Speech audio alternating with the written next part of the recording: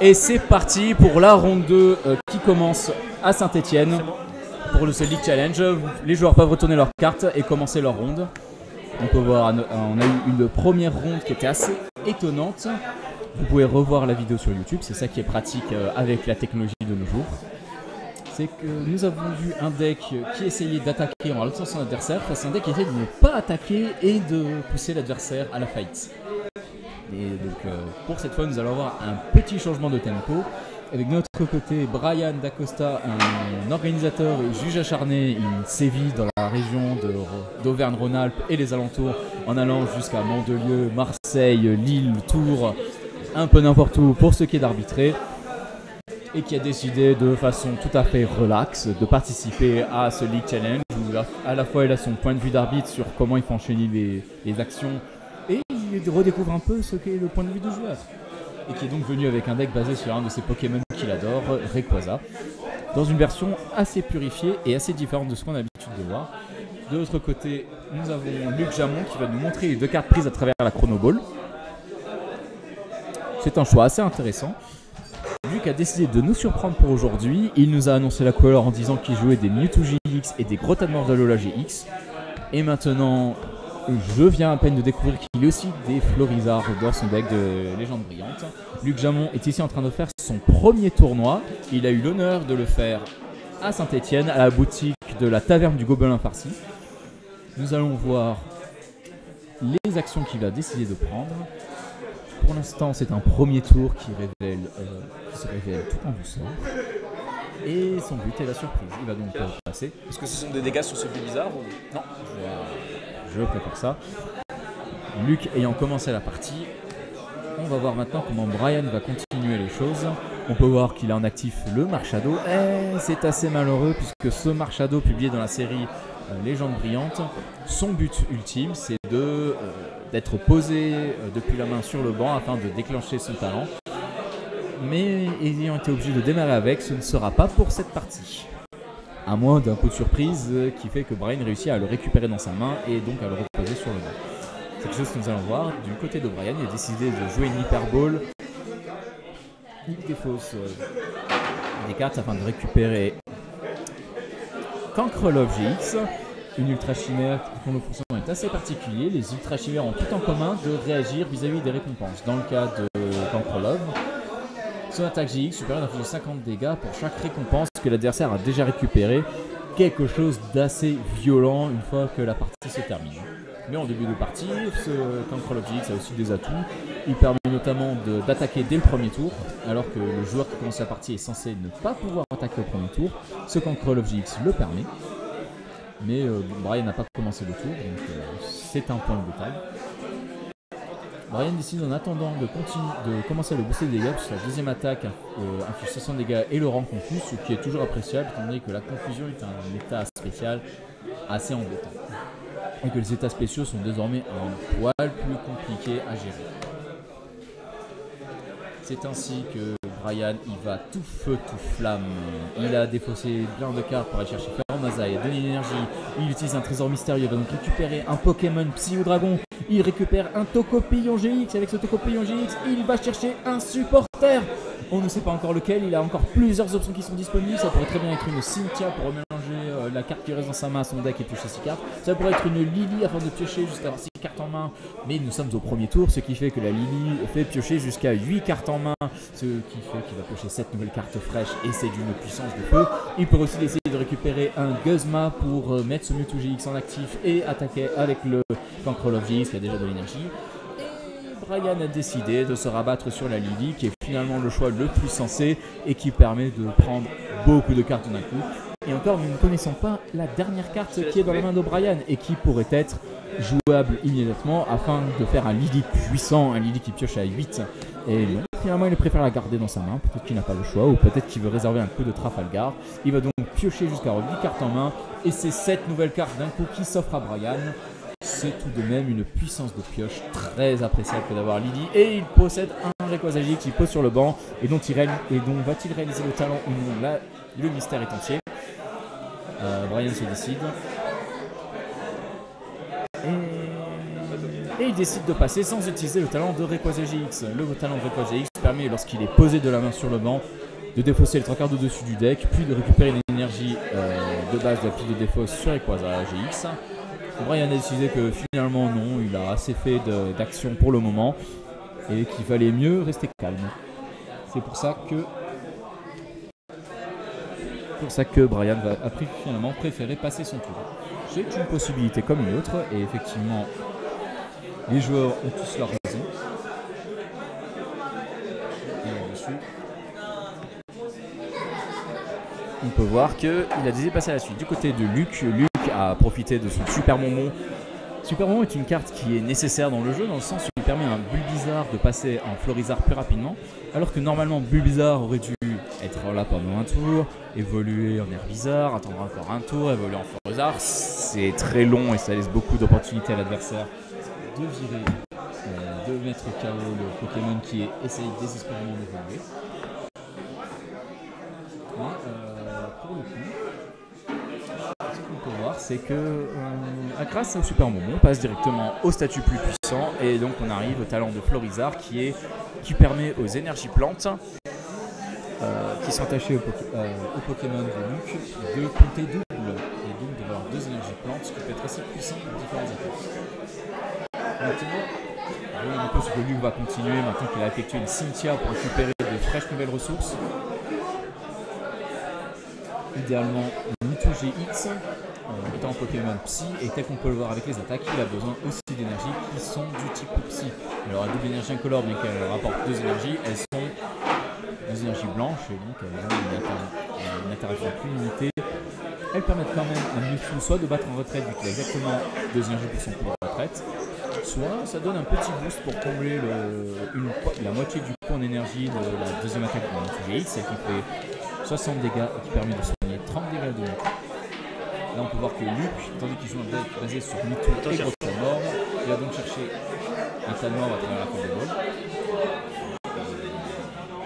Et c'est un Talmor d'Alola, c'est assez intéressant comme début. Alors maintenant, quelle évolution va être utilisée? Il est vrai que le Grotamorph d'Alola de la série Soleil et les Lunes permet de bloquer les talents de tous les Pokémon de base en jeu, et des Pokémon de base qui ont des talents, il y en a pas mal. Il a un Topopilon GX qui a un talent lorsqu'il est posé. Il y a un Marshado qui a un talent lorsqu'il est posé. Il a un Rayquaza GX qui a un talent lorsqu'il est posé. Et donc ça fait beaucoup de talents qui peuvent être bloqués et donc nuire à la stratégie de Brian. Et peut-être que Brian a également d'autres Pokémon de base. C'est une question que nous allons devoir élucider prochainement, mesdames et messieurs. Là-dessus, Luc a pas simplement passé son tour, et donc c'est à Brian qu'incombe la responsabilité de nous révéler du grand jeu. Et c'est pour ça qu'il joue un Vélocross. Vélocross est une carte qui est apparue quand même il y a quelques années de ça avec la série Primo Choc, et qui a sérieusement accéléré la plupart des decks, puisqu'il permettait de creuser encore plus vite, chercher plus la carte dont on a besoin, au prix de devoir les défausser, mais là-dessus, certains decks étant tout feu tout flamme, c'est pas grave de se retrouver à défausser, et d'ailleurs le deck de Brian est énormément tout feu tout flamme. Déjà ton Pokémon principal a un talent qui fait que tu vides ton deck pour essayer d'obtenir des énergies. T'as d'autres cartes qui sont... T'as en conséquence plein de cartes qui sont en 1 ou 2 exemplaires et qui sont assez... qui sont en 4 exemplaires au contraire, de façon à pouvoir en brouiller 1 ou 2 sans aucun problème. Et c'est là-dessus que Brian décide quand même qu'avoir des Pokémon c'est bien, mais puisque Luc n'est absolument pas en position d'attaquer, il serait bien de prendre l'offensive. C'est pour ça qu'avec un petit échange, Brian décide de commencer avec Pheromosa avec Cancrelov GX. Quand même une petite attaque pour commencer la partie. Attention, les Florizarre à 160 PV, il est temps de les attaquer. Et nous allons d'ailleurs voir quelles sont les ressources que Brian va débloquer à travers ce Cynthia et qui lui permettront de progresser dans la partie. Ce serait assez intéressant à suivre.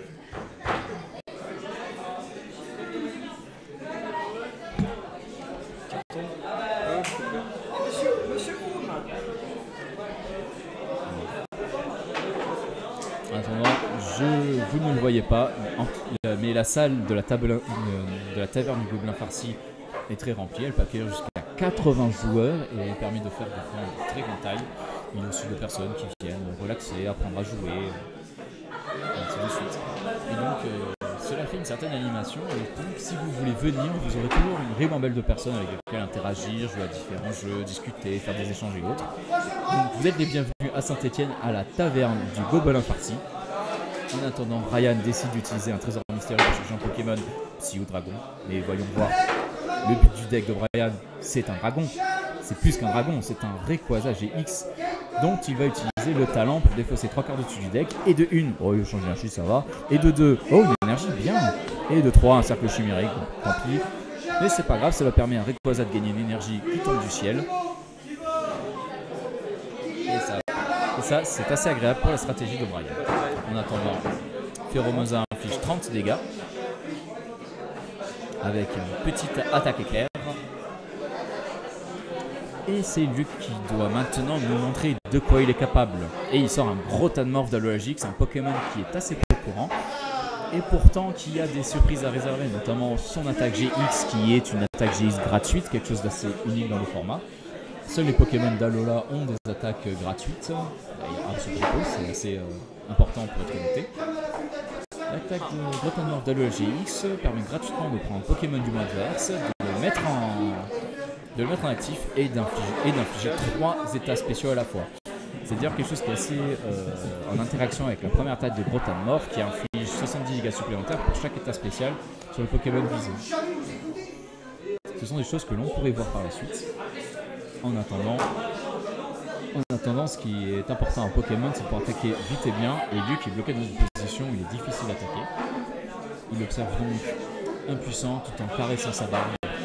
Vous ne le voyez pas, moi je le vois, c'est ça qui est pas mal. C'est ça qui est bien d'être présent physiquement à les tournois. Vous pouvez voir vos adversaires stresser comme pas possible, stresser comme Jaja, ou au contraire être d'une sérénitude, d'une plénitude parfaite. Je parle de Brian, qui serein, confiant en ses capacités, et donc son regard perçant comme les habitants de Perse, bien entendu. Il continue de préparer tranquillement ses Rayquaza, qui sont une force de la nature. Je pense que c'est un 6 et non pas un 9, mais c'est assez difficile à voir sur cette idée-là. C'est un 6, là t'as mis 9.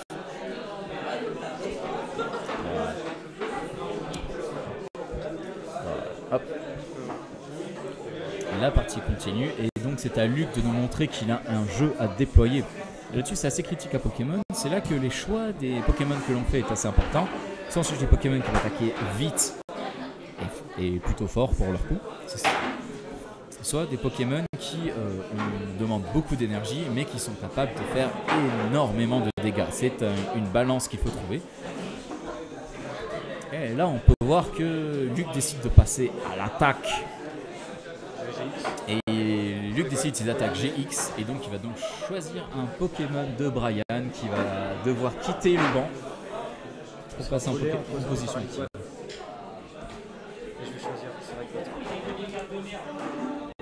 Il choisit donc de mettre devant un autre Rayquaza qui est à la fois confus, brûlé et empoisonné. C'est donc la totale, c'est la bar mitzvah. Non, brûlé, empoisonné, paralysé. Ah non, paralysé même. Paralysé, d'accord. Et bien si c'est paralysé, dans ce cas le Pokémon doit être brûlé, tourné vers 3 heures. C'est 2 brûlés. Hein? C'est 2 brûlés. Ouais. Les dégâts du brûlé, ça inflige avant de lancer le dé. Et donc avec le poison, ça fait 3 au total. Et le dé, c'est quoi déjà? 3. Et ensuite, Brian va lancer la pièce pour savoir si, ou lancer le dé pour savoir si le Pokémon est encore brûlé ou pas. Et bien malheureusement, il l'est encore. C'est que Brian maintenant a une décision à prendre. Il a un Rayquaza qui est bloqué devant avec 3 états spéciaux. Il n'aura plus que 2 à la fin du tour puisque la paralysie sera résolue. Le brûlé pourra continuer de percer et le poison va continuer de percer tout court. Il n'y a pas de question là-dessus. Maintenant, il reste à voir comment Brian va se sortir de cette situation assez délicate. Il continue lentement mais sûrement de charger son Rayquaza. C'est le choix le plus sûr, je pense. Puisque de toute façon, ça ne sert à rien de charger les énergies sur un Rayquaza qui se prend beaucoup de dégâts et qui ne peut pas se défendre. Ah là, sans prendre au faible. Il y a des gens qui n'ont vraiment aucun honneur. Mais enfin, quand je parle de faible, ce Rayquaza GX est quand même assez puissant dans le méta. De tout de même son attaque principale inflige 30 dégâts pour chaque énergie plante et électrique qui sont attachés au Pokémon du côté de Brian. Donc là en l'état, 3, 6, 9, 12, 15, il y a déjà 3 énergies et donc il affiche quand même déjà 150 dégâts et il n'y a plus qu'à continuer d'amasser des énergies, ce qui est un peu le but du deck. Non, cela ne va pas être possible étant donné que Chris a déjà été joué. Donc pas de Guzma. Voilà. Et donc il faut appliquer les dégâts du poison, de la brûlure, lancer la pièce et déparalyser le Pokémon. Voilà. Ces joueurs, il faut tout leur apprendre. Et donc c'est un pile, il reste brûlé, par contre il n'est plus paralysé, il redevient donc droit et stoïque. Là dès qu'on peut voir, Luc décide de jouer le Lévi et Tassia qui possèdent 2 effets. Et cette polyvalence est quand même assez intéressante puisque soit on décide de remélanger sa main à son deck et de piocher 5 cartes, soit d'échanger son Pokémon actif avec un Pokémon sur le banc. Le deuxième effet, on peut penser que c'est la même chose qu'une carte échange, mais sous forme de supporter, donc on pensait que c'est moins bien. Mais là où c'est important, c'est vraiment la polyvalence. Le premier effet, c'est une Cynthia pour une carte de moins, mais il peut arriver des situations où on aurait besoin d'une carte Cynthia en plus dans le deck, et d'autres situations où on peut avoir besoin d'un échange. Et là-dessus, Lévi et Tassia offrent pas mal de souplesse aux joueurs, donc de choisir en fonction de ce qui est le mieux adapté. Et Luc possède beaucoup de Pokémon qui ont un coût de retraite assez massif, ça va de 2 pour Mewtwo à 4 énergies de coût de retraite pour Grotanor d'Alola et pour Florizard. C'est tout de même des choix assez pesants et surtout que le Grotanor d'Alola GX a déjà utilisé son attaque GX et l'attaque la moins chère a besoin de au minimum une énergie obscure et 2 énergies de n'importe quel type. Ça peut être une double énergie incolore ou quand Florizard pour enfin servir une énergie plante qui comptera double. Mais pour l'instant c'est assez limité et de ce fait Grotanor est assez bloqué et ne peut pas attaquer. Il est saucissonné et ça fait franchement pas plaisir parce que je sais pas pour vous mais moi le saucisson je le mange. Et donc être saucissonné est une assez mauvaise posture. Brian est en position justement de le bouffer ce Grotanor. Enfin quoique, de le bouffer peut-être pas parce que le Rayquaza GX à l'actif de Brian ne peut pas attaquer du tout. En attendant, Luc décide de mettre des énergies sur son Mewtwo GX. Et donc en passant, il faut appliquer les dégâts du poison et de la brûlure. Mais bon, Brian a l'air très pressé de jouer, il faut lancer. Pile, bon, le Pokémon reste brûlé. Brian continue son tour, il a pris un petit vélo. On aime tous son petit vélo. Et là-dessus, que va faire Brian? Eh bien c'est très simple. Il nous a donné un petit avant-goût de ce qu'il compte faire. Il va mettre un Pokémon en position active. Il va mettre ce Mewtwo GX qui est plein d'énergie. Et Brian va donc cacher sur le banc son Rayquaza GX amoché qui va perdre ses états spéciaux. Et il va mettre devant un autre Rayquaza GX qui est plein d'énergie. Est-ce que c'est là-dessus, le choix est intéressant et pas anodin du tout. On peut voir du côté de Brian, il décide d'attacher l'énergie à son Latias. Prism Star, une carte qui est assez clé dans le deck de Brian qui lui permet de booster un max d'énergie en jeu. Et là, il semblerait que Brian réfléchisse, est-ce qu'il va attaquer, est-ce qu'il ne va pas attaquer. C'est un choix qui est assez mesuré. 3, 6, 9, 12, 15, 18, excusez-moi, d'où vous le comptez 210? 1, 2, 3, 4, 5, 6, 7. Où tu vois 4? Là, 1, 2, 3, 4, 5, 6. Ça fait 180 dégâts, donc pas de KO. Et c'est là, les enfants, qu'il est très important de savoir compter au primaire. Ce qui fait qu'il reste 10 PV restant à ce Mewtwo GX qui a donc échappé à la mort de très peu. Enfin, on dit pas la mort, on dit KO. Parce qu'ensuite, les Pokémon, ils peuvent aller au centre Pokémon et il y a l'infirmière Joël qui va les soigner. C'est trop bien. L'infirmière Joël. Donc en attendant, Brian se morfond d'avoir raté les cours de calcul. C'est important de ne pas sécher les cours de maths. Je le dis tout de suite à tous les collégiens et lycéens qui nous regardent, sécher les cours, c'est pas bien. Sécher les cours, c'est mal. Alors tu vas tout de suite retourner à l'école et tu vas obtenir des 18 sur 20. Que dis-je, des 19. Pas 20 sur 20 parce que ton professeur te dira que la perfection n'existe pas et donc on peut pas avoir de 20. Voilà. Ça te montre très bien à quel point quelqu'un est trop exigeant ou je ne sais pas. Voilà. Mais bon, ça arrive aussi. Du côté de Luc, Luke voit que son Mewtwo qui est GX, qui est son arme à feu, est à l'article du chaos. Il est assez proche de prendre la porte de sortie. Et par rapport de sortie, je veux dire la pile de défausse. Donc maintenant, que va faire Luke pour essayer de se sortir de là? Luke réfléchit, il réfléchit, il réfléchit. Et là, je vous propose d'avoir en image cette séquence dans Jimmy Neutron. Réfléchit, réfléchit, réfléchit. Cerveau en éruption! Il a une énergie psy! Et qu'est-ce qu'il fait? Il attache un bandeau choix. Et oh là là là là là là! Il a donc le choix entre deux attaques. Il saisissait la première attaque, il inflige. Excusez-moi, est-ce que je peux lire la carte Mewtwo GX? Celle du banc, ça ira très bien. C'est 30. Donc là, on peut voir qu'elle inflige 30 dégâts pour chaque énergie qui lui était attachée. Et donc, donc ça fait qu'il a actuellement 5 énergies. La double incolore, l'énergie plante contre double grâce à Florizard, une énergie psy et le bandeau choix, plus le bandeau choix. Donc 150 dégâts plus le bandeau choix, 180. Cela fait le terrible KO. Parce que celle-là, elle compte double grâce à mon talent. C'est ça. Donc là, je te mets ça. C'est ça. Et donc c'est Luke qui sort un coup de Trafalgar avec un Mewtwo qui fait bim boum boum. Et c'est assez sévère et sauvage. Et donc c'est maintenant à Brian de réfléchir. Le choix est difficile. Que va-t-il mettre comme Pokémon actif? Est-ce qu'il va être un Pokémon capable d'attaquer? Est-ce qu'il va laisser sur le banc un Pokémon qui va patienter? Le mystère est entier. Et là Brian va piocher. Il est temps maintenant de comprendre ce que Brian va tenter.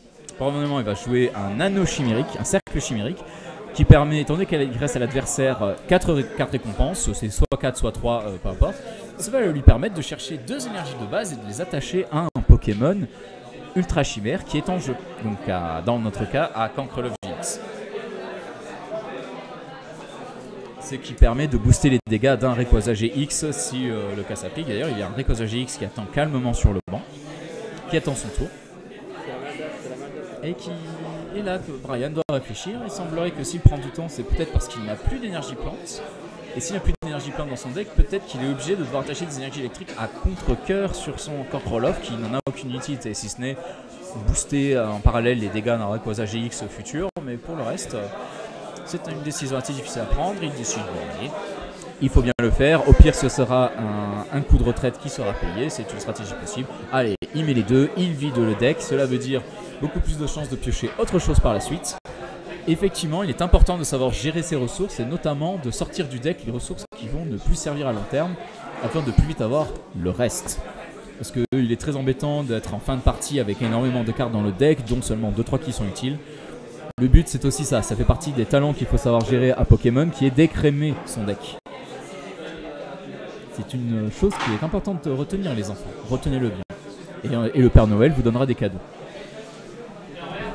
Là-dessus, sur un Vélocross, Brian décide de défausser ce Guzma, un magnifique Guzma en allemand qui s'appelle Bromley.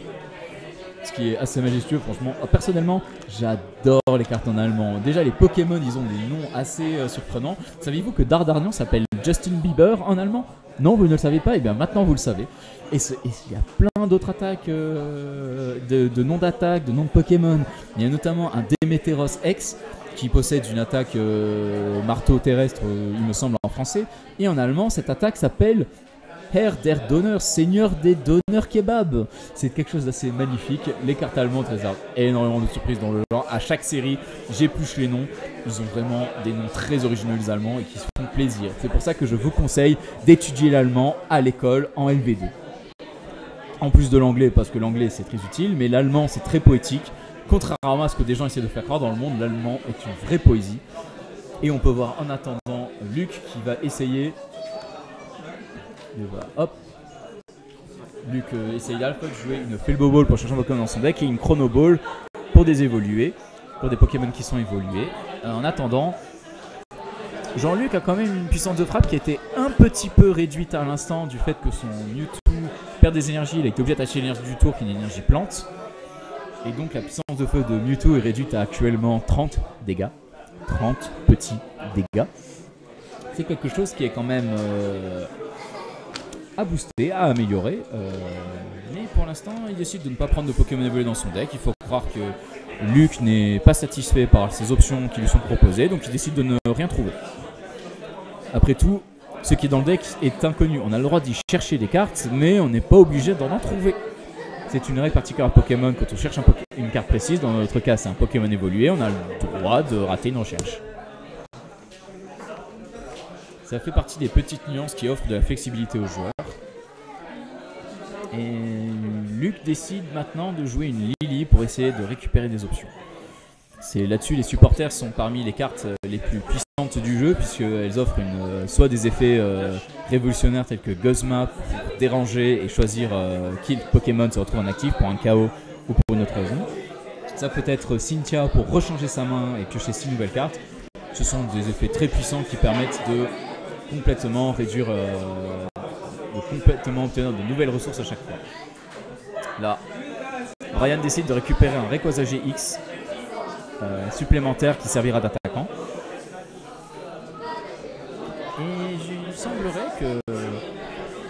Et il semblerait que Brian peut profiter du petit répit imposé par ce Mewtwo GX possédant très peu d'énergie afin de se réinstaller, de se remettre en place. On va voir maintenant comment Brian va aborder cet angle-là, étant donné la puissance de feu de ce Control of GX qui reste quand même assez limité. Il pose Rayquaza GX sur le banc. Il peut décider d'utiliser son talent ou pas, ça dépend vraiment de ce qu'il considère, de ce qu'il pense qui reste dans le deck, malgré le fait d'avoir vu ce qui lui restait à travers le cercle chimérique. C'est une décision qu'il doit décider de prendre. Et là, on peut voir que Brian a décidé de toucher son deck pour comprendre combien il reste de cartes dans le deck, ce qui veut dire qu'il n'est pas très confiant pour jouer la chance. C'est une supposition que nous allons voir dans un instant. Et donc, Brian va battre en retraite. Une seule énergie qui est de type électrique, et c'est maintenant que Latias Prism Star va vraiment briller de par son attaque qui est assez forte et que l'on risque de voir dans un instant. Brian attache l'énergie de son tour à un Rayquaza.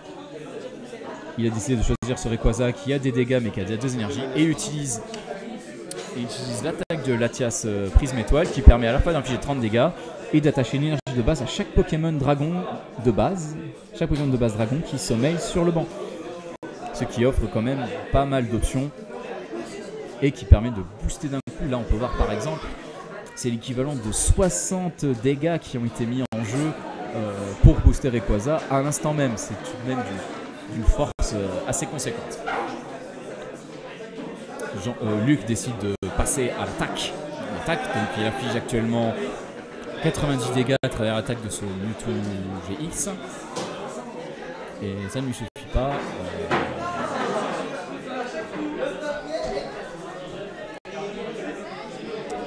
En l'état, Luc joue Chris pour essayer d'obtenir des nouvelles cartes supplémentaires tout en se défaussant de 2 ressources qui ne lui servent pas. Et c'est assez intéressant, il joue ce petit muscuscule fourbe qui a une petite particularité. Déjà, quand il est en actif, les Pokémon adverses ont besoin d'une énergie de plus pour attaquer. Les Pokémon de base adverses ont besoin de plus d'énergie pour faire leurs attaques. Ça peut être assez pénalisant. Et il a peut-être d'autres particularités que vous verrez sûrement au cours de la partie. C'est quelque chose que nous allons étudier de près. Super absorption, donc 60 et super les dégâts. Du côté de Luc, il décide sagement, puisqu'il ne peut pas mettre KO ce Latias Prism Star, il va plutôt utiliser une autre attaque pour se soigner des 30 dégâts posés. Ce qui fait que si un Rayquaza GX veut attaquer, 6 énergies en jeu ne suffisent pas. En l'état, bon, il en a 7, donc ça ne fait aucune différence, puisque les 210 dégâts sont garantis. C'est une chose que nous pouvons librement vérifier. Et je peux vous dire très clairement que Luc est en train de se frotter l'œil avec le doigt en signe de tristesse. Et il se frotte la barbe en signe de nervosité. Ce qui veut dire que Luc n'est absolument pas confiant pour son avenir, tandis que Brian est complètement imperceptible et qu'il n'entend absolument pas ce commentaire. Trop concentré sur ce qu'il est. Il utilise un échange pour attaquer avec ce Rayquaza GX qui a plein de dégâts mais qui a aussi plein d'énergie. Et c'est parti pour délivrer des patates combat. Et c'est donc ce Rayquaza qui a envoyé la sauce bien violemment. Ce Mewtwo GX il y a terre. Et la grande question maintenant, que va faire Luc? La grande question est à venir. Et il se pose, il réfléchit pas mal étant donné qu'il n'a plus d'énergie pour ses Pokémon. Il peut décider de mettre en avant soit un Pokémon qui est là simplement pour éponger une attaque, C'est une option qui est possible, surtout dans le fait que Brian possède 2 récompenses restantes. Donc si Brian met KO un Pokémon qui n'est pas un GX, ça ne changera pas que Luc pourra ensuite essayer de le forcer à mettre qu'un Pokémon GX. C'est le principe de la 7ème récompense, puisque ainsi Brian se retrouvera à prendre virtuellement cette récompense, sauf qu'il n'a que 6, ce qui fait que prendre un KO sur un Pokémon non GX alors que tu mets que 3 Pokémon GX, ça veut dire que le Pokémon non GX il est un peu mis KO pour du beurre. C'est une stratégie qui est assez possible et qui fait que le fait de combiner les Pokémon GX et non GX pose des choix intéressants pour les joueurs. Et là-dessus, Luc a utilisé Chris pour essayer de récupérer des cartes, tout en se débarrassant d'autres qui ne lui servent pas. Donc du côté de Brian, son marqueur GX, étant donné que Brian est un arbitre, il a décidé de reprendre la carte juge et de la décorer. Très clairement, ce qui est bien avec le marqueur GX, c'est qu'il n'y a vraiment pas d'imposition. Il veut juste un côté où il y a marqué GX et un côté où il n'y a pas marqué, de façon qu'on puisse facilement reconnaître qu'un élément est un marqueur GX. Donc là, Luc décide de passer, il ne peut décidément pas profiter du Muscuchul, c'est bien dommage. Donc Brian va continuer son plan de domination mondiale, je veux dire, il va continuer. Il utilise Guzma. Il a utilisé Guzma, il met devant la Tuostar, Primstar pour le battre en retraite. Rayquaza qui attaque Emeka ou Mewtwo. Et c'est ainsi que la première partie se termine en la faveur de Brian. Une deuxième partie va maintenant se profiler. Bien qu'il reste 18 minutes, donc vont-ils avoir le temps de dérouler une deuxième partie? Là-dessus, la question reste entière. En attendant, Brian commence confortablement cette manche, cette ronde, puisqu'il a déjà gagné la première partie. Bien entendu,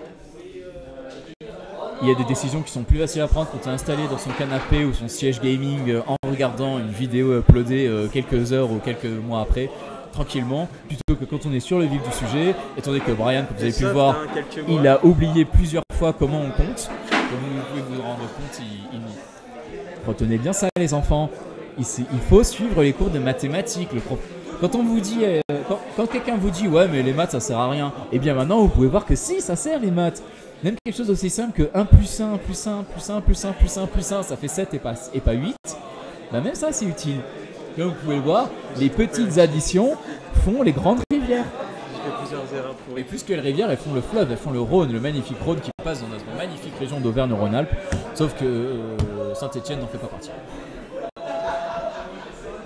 Au contraire, la nouvelle partie commence et donc Luc annonce la couleur, il va commencer la partie. Il peut d'ailleurs retourner son marqueur GX puisque la première partie étant terminée, il a de nouveau le droit à son attaque GX.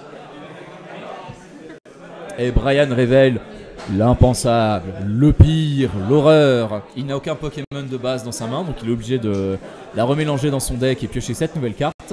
C'est ce qu'on appelle dans le jeu, en anglais ça s'appelle un mulligan, et en français, inspiré du jeu du tarot, ça s'appelle la misère. Très clairement, on pourrait faire une pièce de théâtre avec les cartes Pokémon. Oh misère, ennemi, pourquoi n'ai-je pas de Pokémon de base dans ma main ici? Je fais un petit record misère. Et là, tel qu'on peut le voir, Luc prétend avoir un Pokémon de base dans sa main, il ne l'a pas posé. Allez hop hop hop, petit garnement, on le met tout de suite. Voilà, c'est parfait, c'est déjà mieux comme ça. Parce qu'après tout, on ne pose pas ses récompenses tant qu'on n'a pas mis un Pokémon de base dans la position active. C'est très important les enfants. Oui, parce que je vous vois déjà venir avec la question « Ouais, mais qu'est-ce qui se passe si je mets mes récompenses? Mais en fait, mon seul Pokémon se bat dans le deck, il est dans les récompenses. » Et bien voilà, maintenant tu as la réponse. Ça n'arrive pas parce que tu mets d'abord le Pokémon de base, puis les récompenses. Donc là, Brian finit enfin par avoir un Pokémon. Étant donné que Brian a fait une misère, Luc a le choix. Va-t-il piocher une carte ou 0? La décision revient à Luc et il décide de piocher, ce qui est un choix très sage puisque les cartes en main, c'est le pouvoir et le pouvoir, c'est la vie. Dites pas ça, vous voulez tous devenir président dans votre vie. Et Luc commence donc la partie. Et nous avons Kankrelov qui est devant, mais qui ne pourra toujours pas profiter de l'effet bonus de sa première attaque qui est d'attaquer au premier tour, puisque c'est Luc qui commence la partie. Et pour l'instant, Luc va devoir nous montrer ce qu'il a dans le ventre. Et par ça, je ne parle pas d'un repas qui traîne dans ses tripes.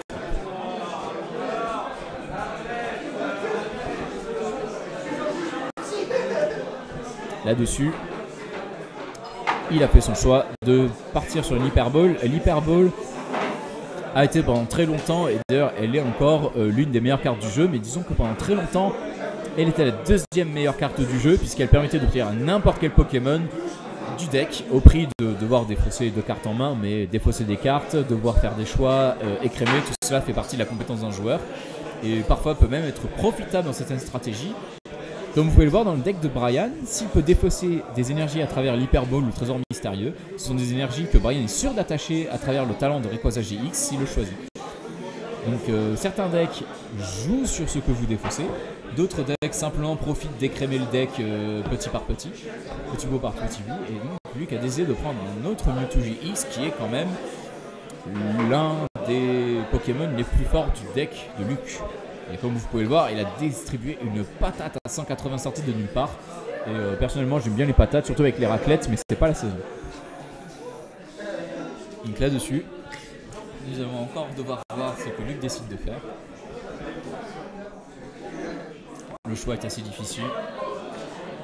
Il va jouer un Chris, déjà dû défausser 2 cartes à travers l'hyperbole. Va-t-il oser en défausser 2 de plus? Ah, il défausse un... Oh, mais est-ce qu'on pourrait le voir de plus près? Évidemment. En italien, c'est une caramella rare. Franchement, Super Bonbon est une carte qui est vraiment excellente quand vous jouez en tournoi. Simplement parce que en anglais c'est Rare Candy, en italien c'est caramella rare, en allemand c'est Sonder Bonbon, en espagnol j'ai oublié ce que c'est, et demain en portugais, mais ce sont souvent des noms magnifiques. Et puis en français, les étrangers ils en reviennent absolument pas, c'est Super Bonbon. Ça, vous allez à l'étranger, ça impressionne tout le monde. Et ma parole, vous pouvez me croire. À l'étranger, vous pointez avec vos super bonbons français, ça a son petit effet. Les gens ils sont tous surpris par le nom, ils veulent vous les échanger contre des cartes en autre langue. Et là-dessus, nous avons une grosse chance en Europe, c'est qu'on peut jouer toutes les cartes de toutes les langues de l'Europe de l'Ouest, donc anglais, allemand, français, italien, espagnol, portugais. Alors il n'y a aucun problème, vous pouvez les jouer, vous êtes les bienvenus là-dessus. C'est vraiment assez intéressant à ce sujet, ça permet d'avoir un deck vraiment multilingue, de jouer sur les noms. Et là, Luc a profité d'une Pebble Ball puis d'une Promo Ball pour récupérer le Talisman d'Alola et son évolution qui est arrivée. Puis il prépare tranquillement une énergie. Il fait bien de ne pas la mettre sur le Mewtwo GX qui est en actif parce qu'il peut éventuellement se prendre une patate de forain. Alors que le but de Luc est de bien blinder Mewtwo GX en énergie avant de commencer à attaquer avec. Ce sont des stratégies possibles, sachant que Mewtwo GX il arrive à avoir 3 énergies de type Psy sur lui. Son attaque GX elle est quand même assez forte, elle affiche 200 dégâts, mais surtout rien ne l'affecte. Il n'y a pas moyen de l'empêcher les dégâts par des effets, les réduire, les augmenter ça. Non, ça fait 200 dégâts, ça fait 200 dégâts, chute. Bon, ça fait 230 avec un bandeau si Mewtwo GX a un bandeau choix et qu'il tape un Pokémon GX, parce que Mewtwo GX annule les effets qui sont sur le Pokémon touché. Donc si le Pokémon en face essaie de se protéger, bah tant pis pour lui. Du côté de Brian, il profite d'un trésor mystérieux pour chercher un Rayquaza et il utilise le talent. Et le talent de Rayquaza GX défausse 2 énergies, ça c'est très bien. Un autre Rayquaza GX, c'est un peu plus triste. Et c'est là que Brian va chercher un autre Rayquaza GX. C'est là que Brian se dit, mais est-ce que j'aurais pas mieux fait d'utiliser mon trésor mystérieux et mon hyperbole d'un coup avant de poser le moindre Rayquaza sur le banc, puis ensuite faire le talent? Est-ce que ça m'aurait évité d'en défausser un de Rayquaza GX? C'est là qu'il se pose la question, comment on fait les choses, dans quel ordre on fait les choses. Mais pour le coup, cela est assez peu important puisque l'essentiel avec Rayquaza GX c'est tout feu tout flamme. Brian a encore 2 énergies dans la pile de défauts, et donc en faisant le talent, s'il n'obtient pas d'autres énergies, il s'en fiche. S'il en obtient d'autres, ah ben tiens voilà, de l'énergie électrique, en veux-tu, en voilà. EDF est très content de Rayquaza GX, c'est assez magnifique. Et Brian continue avec une Lily pour blinder sa main, il va donc piocher jusqu'à avoir 8 cartes en main. La dernière, il lui restait 1 ou 2 cartes en main récemment, donc une bonne pioche à 6 ou 7, c'est une puissance. Là-dessus, il y a un certain rappeur de trap qui a chanté sur la puissance, une chanson assez emblématique. Mais pour l'important, le plus important, c'est de savoir ce que Brian va faire grâce à cette gros surplus de ressources. Déjà, il utilise Vélocross pour encore plus creuser le deck, et Cercle Chimérique très clairement est parfaitement inutile en début de partie tant que Luc n'a pas pris de 4 récompenses. Il vaut mieux défausser ce Cercle Chimérique et garder le reste. Ce sont des choix comme ça qui façonnent la partie. Et Brian n'a pas taché d'énergie juste au fruit, il a simplement passé son tour. Il faut croire que Brian n'avait pas d'énergie dans la main. À moins qu'il en avait, vous pouvez discuter dans les commentaires. Mais il faut croire qu'apparemment que non. Avoir son commentaire amusé à la question avait-il des énergies dans la main, c'est plutôt le style commentaire ah bah tiens, si j'en avais une, je l'aurais bien attaché. Hein. Mais non, il n'en a pas. Ce qui permet quand même de montrer à quel point le talent de Rayquaza est utile, parce que l'énergie on ne peut en attacher qu'une seule par tour. Donc ce qui est puissant, c'est soit les Pokémon qui peuvent se débrouiller avec une seule énergie, tels que Mouscoto de la série Lumière Interdite, soit des Pokémon qui peuvent obtenir de l'énergie de façon autre. C'est le cas de Rayquaza qui peut se rajouter une énergie bonus pour un contre-coup assez brûle-feu, ou des Pokémon de soutien qui peuvent apporter ce bonus d'énergie tels que Florizarre. Florizarre pourrait par exemple faire que les énergies plantes attachées à Rayquaza comptent double, ce qui peut être assez utile, mais c'est une voie qui est assez peu utilisée puisque c'est bien de doubler les énergies mais c'est mieux de les avoir aussi. Donc là Léviatacia est utilisé pour changer de Pokémon. Et Mewtwo et Mewtwo qui passe à l'attaque pour infliger 90 dégâts ou 90 selon que vous êtes en train de parler à la bonne France ou la mauvaise France. Et donc c'est ainsi que les Belges et les Suisses nous prouvent leur supériorité en ayant des mots plus faciles à utiliser. Mais bon, vous comprenez, le changement, c'est pas maintenant. Brian a besoin de réfléchir, c'est assez douloureux pour lui. C'est quand même un exercice auquel il n'est pas habitué, comme vous pouvez le voir à son visage. Il décide de jouer une Hyper Ball. Que va-t-il décider de rapatrier? C'est là que le feu est intéressant. Il y a plusieurs options qui s'offrent à lui. Et très franchement, pour avoir vu les qualités au tour précédent, je préfère ne rien dire tant que ce n'est pas encore arrivé. Là, très clairement, il y a tellement d'options qu'il ne sait pas lesquelles il doit enlever. C'est là qu'un bon joueur se reconnaît, il arrive instantanément à voir les cartes qu'il va purger. Et là, très clairement, Brian est dans une situation très délicate. Il décide finalement, avec Hyper Ball, de se débarrasser d'une autre Hyper Ball et de Chris, des cartes qui ne lui desservent pas pour l'instant. Que pourrait-il aller chercher? Moi, je vois déjà plusieurs Pokémon qui pourraient vouloir avoir envie de chercher. Ça commence déjà par un autre Rayquaza GX pour assouvir la dominance. Il peut aller chercher Latias Prisme Étoile et ainsi, s'il a un échange en main, commencer à charger des énergies sur les Rayquaza. C'est une autre option qui s'offre à lui, surtout que Latias offre une seule récompense et c'est l'un des rares Pokémon du deck de Brian offrir une seule récompense. Et donc cela va pousser Luke dans une stratégie de 7ème récompense. Et il aurait aussi pu aller chercher un Tocopillon GX afin de chercher un supporter, ou il aurait pu aller chercher un Marshado de la série Légende Brillante pour faire remélanger les mains des deux joueurs. C'est peut-être une option quand on arrive à complètement vider sa main. Et en l'état, on peut voir que Brian voudrait bien utiliser ce Latias, mais où sont les énergies? Enfin, je veux dire, où sont les échanges? C'est une question assez cruciale, parce que sans échange, déjà ce Cancrelov GX va se faire mettre KO gentiment par ce Mewtwo lors du prochain tour. Mais en plus, ça veut dire que c'est un tour perdu à ne pas utiliser une attaque forte telle que celle de Latias Prisme Star. Et donc c'est sur ces 6 cartes que tout va se jouer. Et de 1, et de 2, et de 3, Soleil, 4, 5 et 6. Est-ce que la carte échange est obtenue? Eh bien, pour ne pas raconter la suite à Luc, le mieux est encore qu'il le voit par lui-même. Bien que vous avez pu voir ce qui a été pioché. Et donc vous allez tout de suite savoir la suite. Donc là, maintenant que les cartes ont été rebattues et que Cynthia a redonné une toute nouvelle main, c'est le moment pour Brian de choisir ce qu'il va faire. Et il décide de passer son tour, ce qui prouve qu'il n'avait pas la carte échange en main. Ce qui satisfait Luc, mais en même temps le surprend parce qu'il s'attendait à une attaque bien puissante déployée par Brian. Mais il faut du temps pour les choses. Après tout, le vinaigre balsamique, le bon, le vrai, c'est un vinaigre balsamique qui attend dans les caves pendant un an entier et il a un goût complètement différent de celui disponible dans vos supermarchés qui est une simple piquette acide comparable au vin que vous pouvez acheter dans des boîtes en plastique en Espagne. Pour parler des choses choquantes, en Espagne et en Allemagne, ils osent vendre du vin dans des cartonnettes en plastique dégueulasses, franchement assez honteuses. Et il est temps pour Luc de prendre une décision quand même. Et que va décider de faire Luc? Là-dessus,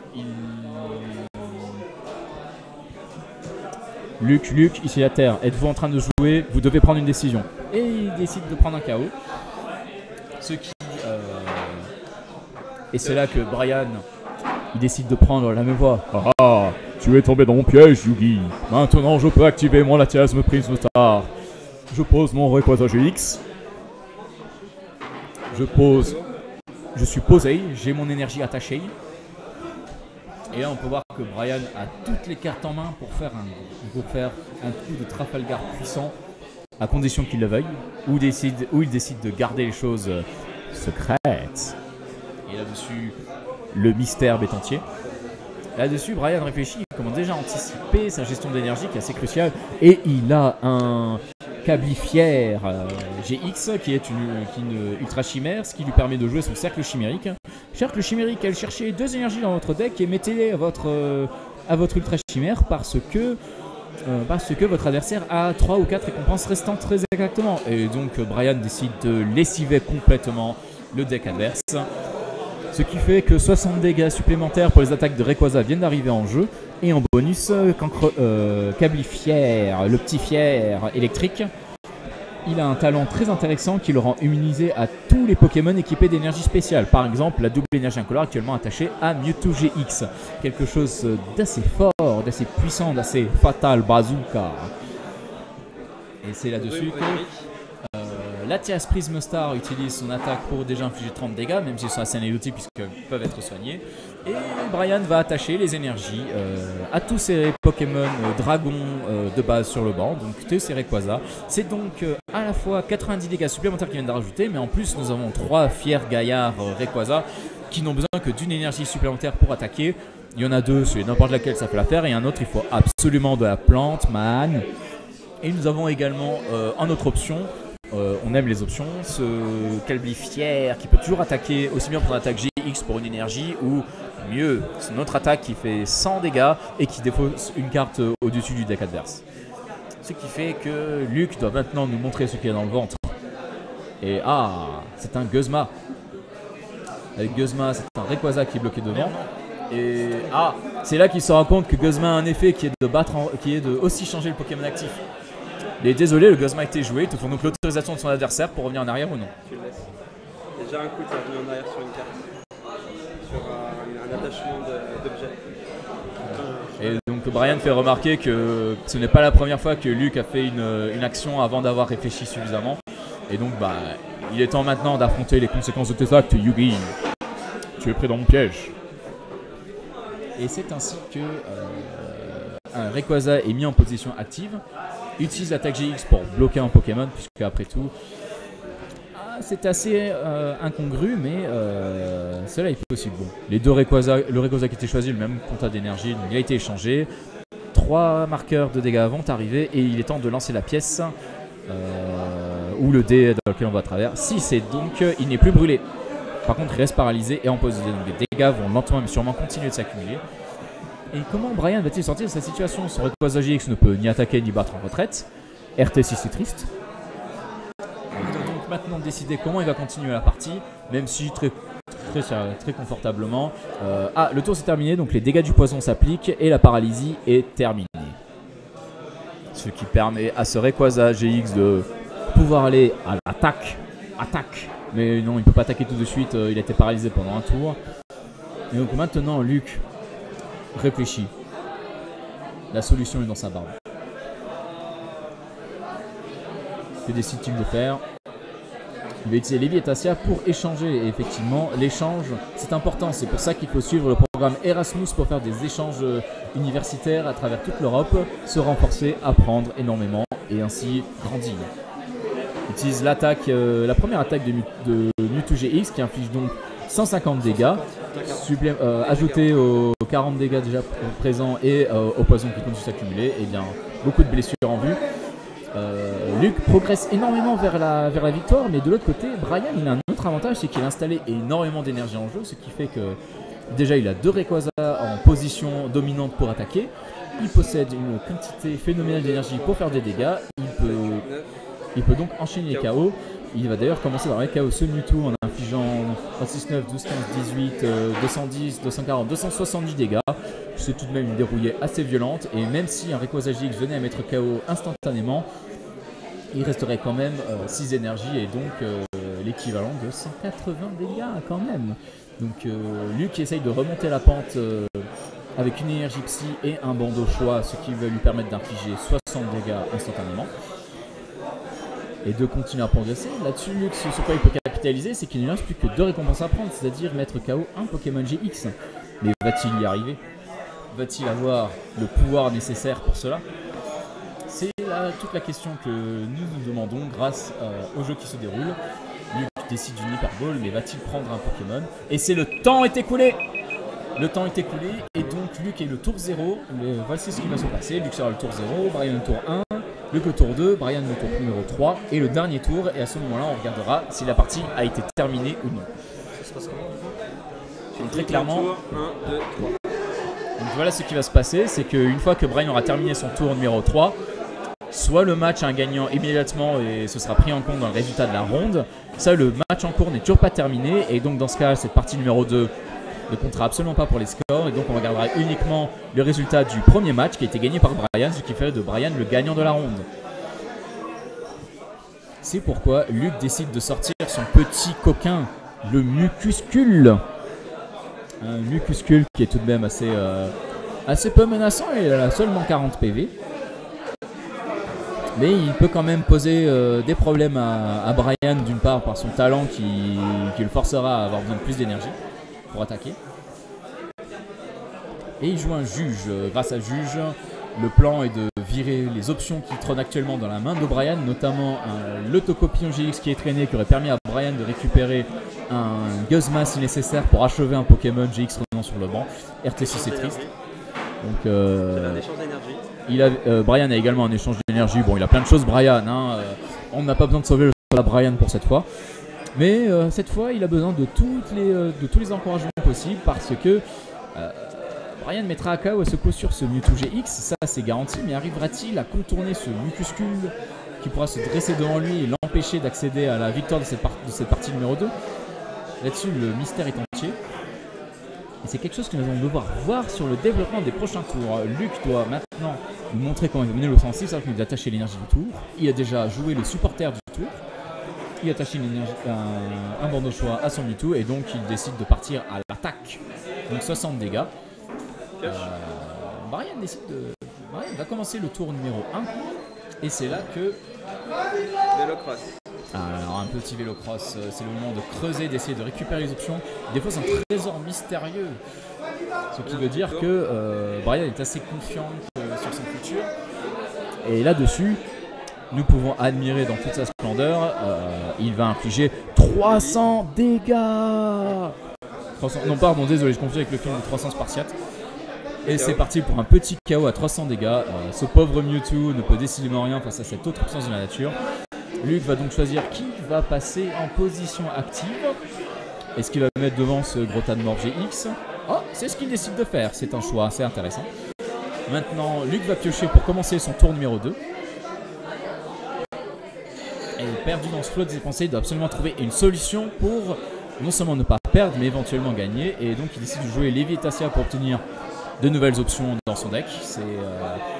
Il est condamné à ça, il a besoin absolument d'un éclair de génie, d'une idée pour le sauver de là. Et pour pouvoir se débarrasser de ces Rayquaza pleins d'énergie qui sont vraiment méchants. Et donc, est-ce qu'il a ce qu'il faut dans son deck pour survivre? Brian, de son côté, croise les bras, comme le gamin qui est à la sortie du collège, qui a envie de raqueter quelqu'un, mais malheureusement il ne peut pas parce que le surveillant le surveille et l'empêche de faire son bise. Donc Luke montre clairement qu'il n'a absolument aucune option, et de son côté, Brian, il n'a que l'énergie pour faire. Sachant qu'il avait un Guzma dans sa main si nécessaire, il a pioché un Tocopillon, il avait de l'énergie qu'il fallait.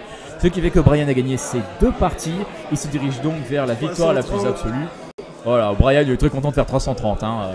Brian il a beau avoir gagné la partie, ça ne change pas quand même qu'il reste un gros gamin. Un gros gamin. Voilà, il l'approuve lui-même. Et bien merci d'avoir suivi cette partie-là. On se retrouve dans un instant pour la partie numéro 3 et nous allons en profiter pour faire une petite interview du gagnant. C'est moi.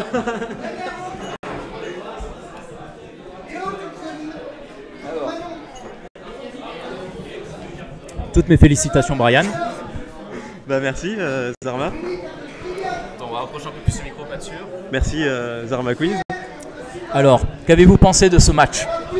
Bah que j'étais quand même nul sur la première partie, hein, parce que j'ai fait certaines choses que j'aurais pas dû faire.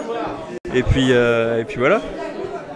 Effectivement, on l'a tous vu à cette première partie où ce Rayquaza qui aurait pu être boosté à travers son talent, cela n'a pas été fait parce que tes défausses précédentes ont fait un peu peur, mais le problème de ton deck, c'est qu'il faut y aller tout feu, tout flamme. Faut y aller franco. Là-dessus, comment tu t'es senti sur ta deuxième partie en revanche? Je l'ai mieux senti. Les énergies sont mieux venues comme il fallait. J'ai pu défausser relativement. Il n'y a que la défausse du Rayquaza GX qui m'a fait peur. Et puis voilà, après c'est venu on va dire plus naturellement pour un deck que je joue que depuis 4 matchs. Et on peut voir que les League Challenge sont effectivement une grosse opportunité pour essayer des decks sans pression sur les résultats et être complètement relax. Merci beaucoup Brian pour cette intervention et bonne chance pour ta prochaine ronde. Merci.